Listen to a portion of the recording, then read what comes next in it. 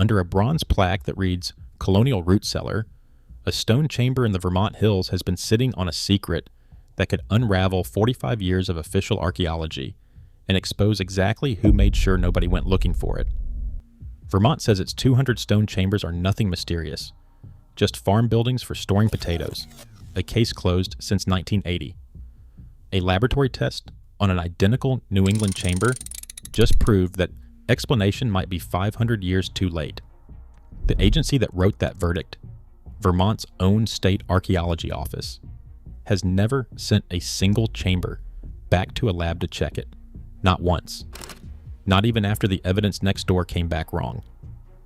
In 1955, a young Yale archaeologist named Gary Vescelius spent 6 weeks digging at a nearly identical site in New Hampshire and found the real answer. An ordinary 19th century family, not ancient monks. His report was never published. The myth got sold to tourists instead, and his name quietly disappeared from the mystery he had actually solved. Now, on a cold morning in Vermont, archaeologists are kneeling over a farmhouse cellar hole, brushing dirt from a foundation stone that hasn't seen daylight in 200 years, asking the exact question Vescelius's own discovery should have forced 70 years earlier. Look closer, because the chambers themselves are stranger than that plaque admits. There are more than 200 of them, scattered from the Northeast Kingdom down through the Windsor County, built from fitted stone with no mortar, some roofed with slabs weighing several tons, some vented through strange chimney-like openings, a few aimed with real precision at the rising sun on the shortest day of the year. The most famous is Calendar 2, near South Woodstock, roughly 10 feet wide, 20 feet long, its low doorway lined up so exactly with the winter solstice sunrise that visitors go quiet the moment they duck inside and watch the light crawl across the back wall. Step inside, and the temperature drops before your eyes adjust. The air smells like wet granite. Nearby sit the Eagle Chamber and the Macintosh Chamber, part of a wider cluster researchers call Calendar 1. 40 miles south in Salem, New Hampshire, a nearly identical complex of stone walls and standing stones draws tens of thousands of paying visitors every year under a bigger name, America's Stonehenge. Visitors there walk marked trails past a slab locals once called the Oracle Chamber, another nickname the Sacrificial Table, buying tickets to stand inside a mystery marketed as older than Stonehenge itself. Officially, every one of these structures gets the same explanation. They are root cellars, farm buildings, cold storage for potatoes and apples, built by ordinary colonial families who needed somewhere below the frost line to survive a New England winter. That explanation isn't a shrug or a guess. It's an official state finding with a name attached to it. In 1980, Vermont's first state archaeologist, Giovanna Neudorfer, published a monograph funded and reviewed at the state level that effectively closed the case, and it's still the document professionals cite today. Her argument was careful. She spent years combing through property deeds, town histories, surveyor's notes, and agricultural records, generations of paperwork from families who lived beside these structures. Not one document mentioned building a stone chamber, no labor logs, no construction accounts. To Neudorfer, that silence was the evidence itself. If something extraordinary had gone up on a Vermont hillside, somebody would have written it down. Nobody did. So the chambers had to be mundane. Root cellars, case closed. For more than 40 years, that verdict has held. Tour guides recite it word for word. Historical markers repeat it in bronze. And for a large share of those 200 structures, the explanation probably holds up fine. But somewhere underneath that pile of tidy paperwork sits a problem nobody said out loud for 4 decades. An argument built entirely on the absence of evidence is still an argument built on absence. Neudorfer never tested the stone itself. She tested the archive. And archives can be wrong, incomplete, or simply silent about things that mattered more than anyone realized at the time. That gap sat quiet for decades, filed away as settled history. Then, starting around 2011, and confirmed again in a peer-reviewed study published in 2022, a team of geochronologists ran a different kind of test, not on paperwork, but on sediment packed behind the entrance stones of a nearly identical New England chamber 90 miles away in Upton, Massachusetts. What they found didn't fit the root cellar story. It didn't fit the Celtic monk story either. It pointed somewhere else entirely. And once that result existed in a peer-reviewed journal, Vermont's untested 200 chambers stopped looking like a closed case and started looking like a question nobody had actually finished asking. This isn't a fringe curiosity confined to a handful of hikers with metal detectors. New England stone chambers have pulled in Ivy League professors, state-funded archaeologists, federal preservation officials, and indigenous nations, each with a real stake in what the final answer turns out to be. This one has repeatedly forced its way into peer-reviewed journals, state monographs, and Federal Register decisions, precisely because the stakes keep turning out to be real. Who gets credit for building something? Who gets to write the historical marker? And whose ancestors get erased by the version that's easiest to print?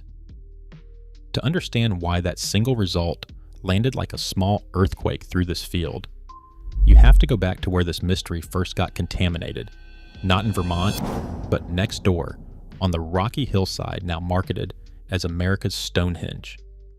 In 1937, an insurance executive named William Goodwin bought the property. Locals called it Paddy's Caves, after Jonathan Paddy, a 19th century cobbler who had lived there and by most accounts built or reworked several of the stone structures for practical reasons: storage, shelter, maybe a still. Goodwin wasn't interested in a cobbler. He was convinced the site had been built 2,000 years earlier by Irish Chaldee monks fleeing persecution and carving a hidden monastery into the New Hampshire bedrock. There was one problem: the site didn't quite look the part. So Goodwin started moving stones. He rearranged slabs, repositioned lintels, reworked passageways, quietly reshaping the site to match the ancient monastery he'd already decided it must be, years before anyone properly excavated it. He wasn't documenting a monastery. In several documented cases, he appears to have been building one, stone by stone, and calling the result a discovery. Decades later, professional archaeologists would note, carefully but unmistakably, that much of what visitors walk through today may have been assembled by Goodwin himself. Plymouth State archaeologist David Starbuck put it about as bluntly as a professional can. There is probably no serious, trained archaeologist alive who believes the site was built thousands of years ago. The monk theory didn't just turn out to be wrong. Some of the physical evidence tourists still walk past had been staged. Real excavation did happen there, and it told a very different story than the gift shop. In 1945, Junius Bird of the American Museum of Natural History dug at the site. 10 years later came Vescelius, the Yale archaeologist from the opening of this story, arriving with a trowel and a notebook instead of a theory already made up in advance. 6 careful weeks, layer by layer. He recovered more than 7,000 artifacts, ceramics, hand-forged nails, plaster fragments, brick, tools of both colonial and Native American manufacture. Nothing ancient, nothing European. He cross-referenced the finds against local property records and identified the Pattee family, by name, as the most likely builders. That should have ended the debate. It should have made him the person who solved Mystery Hill. Instead, his report was never formally published. It sat in a drawer while Goodwin's monk theory kept selling tickets, and the name Vescelius slid out of a story that belonged to him.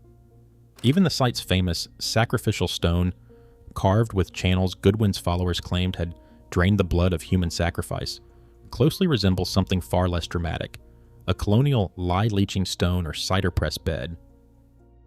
Then, in 1976, the ancient builder theory found a new champion, and this time an academic one, which made it far harder to laugh off. Barry Fell held a professorship at Harvard, genuinely respected in his field. His field was invertebrate zoology. He had no formal training in linguistics, epigraphy, or archaeology. None of that stopped him from publishing America BC, claiming Celtic voyagers and Iberian Phoenicians had colonized New England 3,000 years ago, leaving Ogham inscriptions carved into chambers structurally identical to the ones in Vermont and New Hampshire. He translated scratches on a Vermont boulder as a dedication to the god Baal. He followed the book with Saga America, then Bronze Age America, expanding the claim across the continent. He didn't submit any of it for peer review through a recognized journal. He founded his own organization, the Epigraphic Society, and published through it. Real Celtic scholars looked at the same markings and reached a very different conclusion. Anne Ross, a specialist in Celtic studies, said flatly the Vermont inscriptions weren't any form of script at all, plow scars, mistaken for ancient writing by someone eager to find it. Mayanist scholar David Kelly, reviewing Fell's work in 1990, described it as riddled with distorted data and a near-total refusal to consider alternative explanations.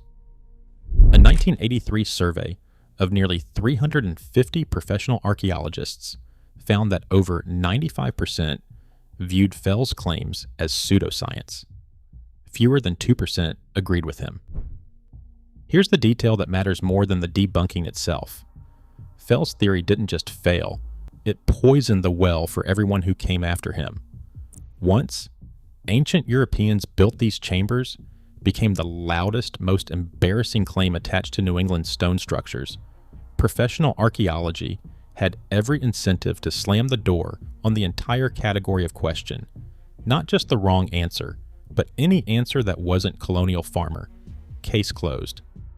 Neudorfer's 1980 study arrived directly into that climate, and it's worth asking whether it was only responding to silent paperwork, or also to a public relations disaster that had made an entire field of legitimate inquiry look ridiculous by association. And there was genuine evidence to support the colonial explanation, at least for a portion of these chambers. In the town of Chester, Vermont, an entire historic district still stands. Dozens of buildings built from precisely fitted stone in the 1830s and 1840s by immigrant Scottish masons, men whose names survive in town records. Chester proves something real. 19th century Vermonters had both the skill and the habit to build elaborate stonework, no ancient visitors required. That's the strongest card the root cellar theory has ever held. But skill isn't proof of a specific act. Chester tells you colonial construction was possible everywhere in the state. It doesn't tell you which structures were actually built when, or why one particular doorway happens to catch the solstice sun. That's the exact seam Neudorfer's argument from silence could never close, because paperwork only tells you what people chose to record, not everything they chose to build. A few independent researchers pushed on that seam anyway. Princeton conservator Norman Muller and ecologist Tom Wessel spent years studying stone cairns on Vermont's Glastonbury Mountain, reading forest succession and lichen growth on the rock itself, cautiously arguing some stonework looked older than any farm record could explain. Their work never carried the weight of a state monograph, and it was easy to file away as speculation until a real laboratory test arrived and pointed in the same direction. The method is called luminescence dating, sometimes labeled OSL, sometimes IRSL, depending on which mineral grains are measured. Here's the plain version.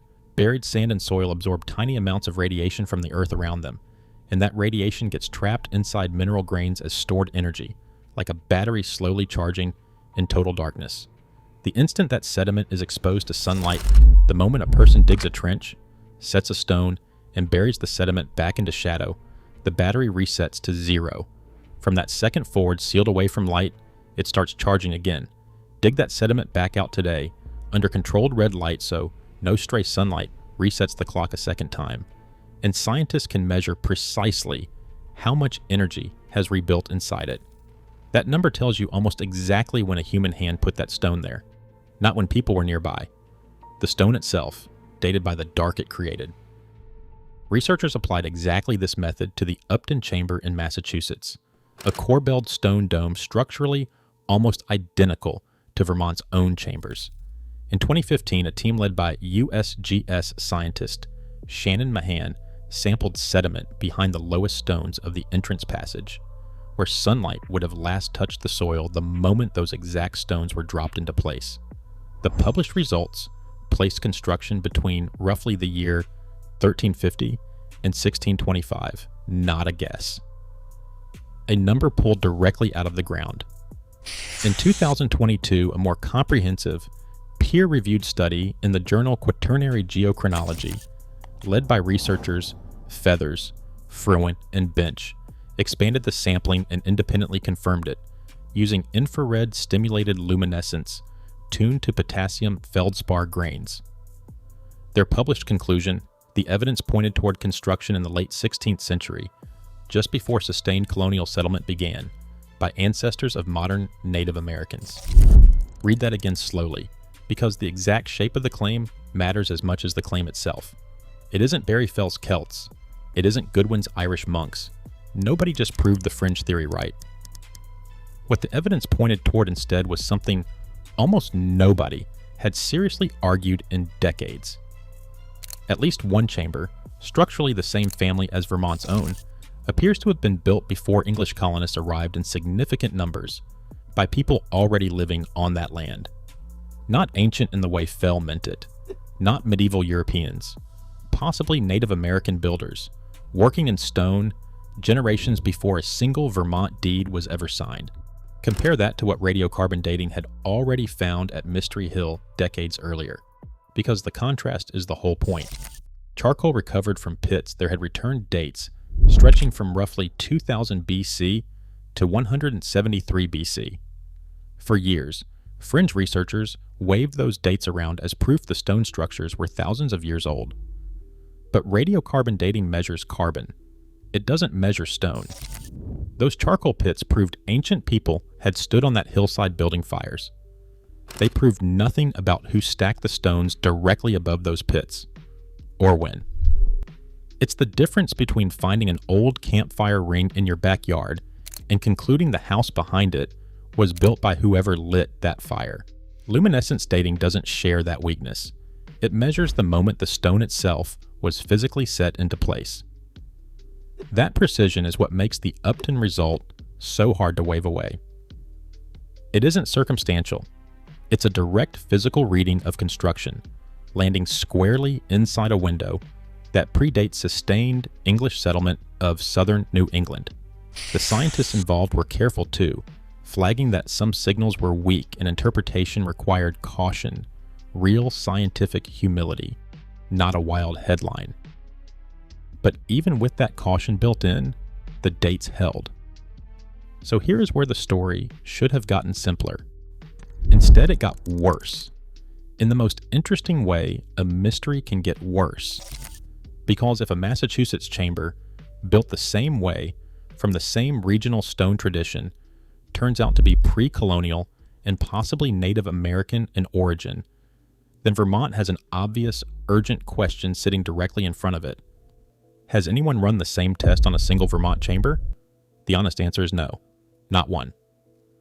Vermont's official explanation, the 1980 root cellar verdict, still printed on historical markers and handed to any visitor standing inside Calendar 2, has never once been tested with the exact method that just overturned the same explanation 40 miles south. The state's case wasn't disproven. It was simply never checked against the one kind of evidence that would actually matter, even though Vermont's own archaeologists are actively excavating other sites right now. In 2023, state archaeologist Jess Robinson led a team at the vanished mining village of the Ely Copper Mine in Vershire. In 2024 and 2025, the University of Vermont's Consulting Archaeology program dug at the Justin Morrill Homestead and at Sandbar State Park, recovering a 500-year-old Native American camp complete with an intact pottery vessel. The expertise exists. The labs exist.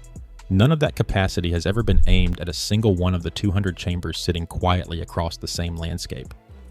That gap isn't just a scientific oversight anymore.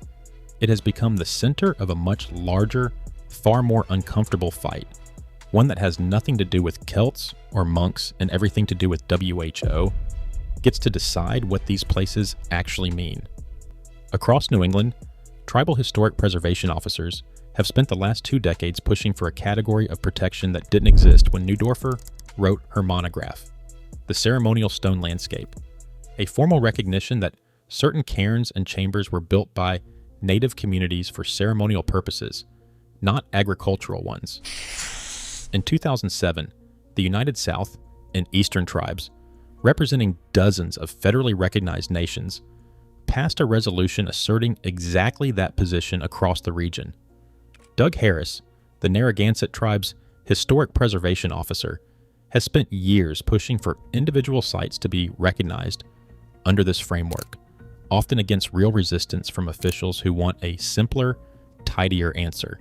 Near Mystery Hill itself, Abenaki Representative Sherry Gould has publicly asserted a native connection to the site that predates and outlasts every version of the monk theory Goodwin ever staged.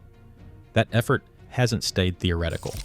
In 2008, a proposed ceremonial site near Turners Falls, Massachusetts, was submitted for eligibility on the National Register of Historic Places over the published objection of the Massachusetts state archaeologist, who rejected the ceremonial interpretation outright. The federal keeper of the National Register sided with the tribal position anyway. It was a landmark moment, and a genuinely messy one. Proof this argument plays out in real legal filings and real federal rulings, not just documentary voiceovers, over who holds the authority to define what a pile of stones actually means. A similar pattern shows up at Gungewamp in Groton, Connecticut, once claimed by amateur researchers to be an ancient Irish calendar chamber, complete with a light box aligned to the equinox sunrise. A separate double ring of stones nearby, mistaken by some visitors for a druid circle, turns out to match the layout of a colonial bark or tanning mill far more closely than any European monument. Connecticut's state archaeologist, Nicholas Bellantoni, compared its chambers to something far less mystical, calling one an early refrigerator. Artifacts recovered on site dated from the colonial era, back through roughly 4,000 years of Native American presence, without a shred of evidence for ancient Irish visitors.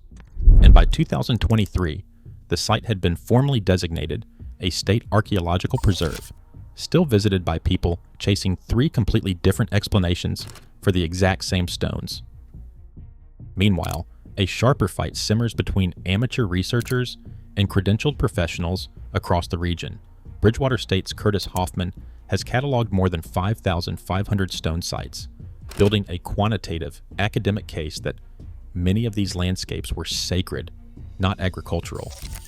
Rhode Island state archaeologist Timothy Ives has pushed back hard, arguing many of these stone piles are simply 19th century field-clearing debris from farmers managing rocky pasture. The disagreement has gotten personal, each side accusing the other of letting ideology outrun the evidence. Buried underneath that argument sits the same unresolved question haunting Vermont right now. Nobody has systematically tested most of these structures with the one dating method that could actually settle it. Ask who actually benefits if Vermont's chambers stay labeled root cellars, and the answer isn't a villain, just an old system protecting itself. A 45-year-old state study stays correct without anyone spending grant money to recheck it. A tourist attraction 40 miles south keeps selling an ancient Stonehenge ticket without inviting a result that complicates the brand. And the harder possibility that overlooked stone structures across Vermont were built by native communities whose descendants are still here stays exactly what it's been for 2 centuries. Unexamined, unfunded, easy to leave alone. Nobody has to be lying for that outcome to keep happening. They just have to keep not looking. Which brings the story back to that cold trench, that farmhouse cellar hole, those gloved hands sifting through Vermont soil at the start of all this. The excavation itself is real archaeology, done exactly the right way, documenting a colonial farmstead, layer by careful layer. The same kind of patient work that originally produced Vermont's root cellar theory back in 1980. But 40 miles from wherever that trench happens to sit, inside a dark stone chamber with a low doorway aimed at the winter solstice sunrise, nobody has ever taken a single sediment sample from behind the entrance stones. Nobody has sent it to a lab. Nobody has asked the sand itself the one question it's actually equipped to answer. The historical marker outside that chamber still reads exactly the way it read in 1980. Root cellar, colonial farm structure, case closed. It was written before anyone knew you could ask buried sediment a direct question and get a direct physical answer back. It was written before Upton. It has simply never been updated, because updating it would mean reopening a case that has stayed closed for more than 40 years, and possibly finding, underneath the potato storage story everyone has repeated for 2 generations, something built by hands that were on that hillside long before any deed was ever filed at the county courthouse. Think about what that means for the people standing inside Calendar 2 right now, ducking through that low doorway, watching solstice light crawl across the back wall the way it has every December for who knows how long. They're being told a story that was never tested, not a lie exactly. Just an old, comfortable answer nobody has had the money, the mandate, or the will to check against the one method that would either confirm it or blow it apart. None of this proves every chamber in Vermont hides an ancient secret. It doesn't hand the wildest version of the story a victory it hasn't earned.